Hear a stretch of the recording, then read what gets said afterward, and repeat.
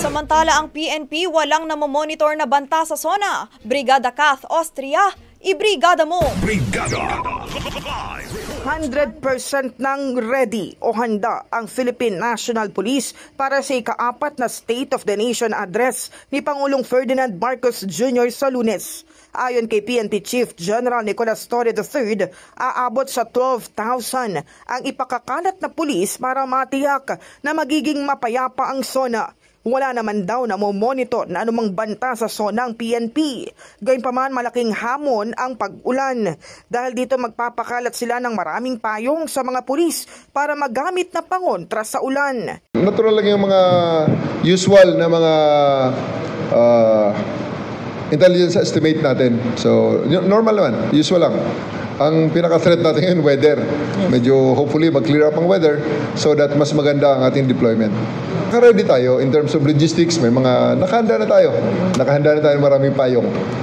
Sa July 26 o 2 araw bago mag-SONA ay sisimulan na ng PNP ang kanilang advanced deployment.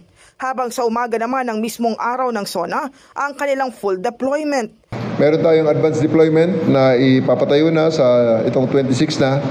At ang full deployment ay the day before until the early hours of July 28.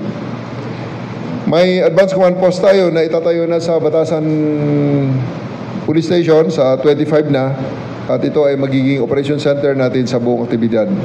Samantala nanawagan si Torres sa mga rallyista at planong magsunog ng FEG na humingi ng permit sa local government unit dahil mapanganib ang usok na dala ng pagsusunog. Tiniyak din ng PNP ang pagpapatupad ng maximum tolerance sa panahon ng SONA.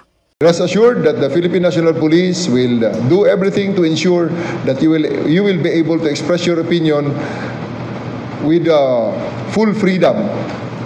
Dahil wala hong pwedeng makapag-alis ng karapatang yan na makapaglabas ang bawat Pilipino na kanya saloobin hinggil sa mga bagay-bagay, maging ito man ay salungat sa opinyon na nakararami. Kahit ikaw pa ay nag-iisa sa opinyon na yan, walang problema. You're always free to do that and the PNP will ensure that you will have that opportunity to express that opinion. In the heart of changing lives, ako si Brigada Kath Austria ng 105.1 Brigada News FM Manila, the Music and News Authority.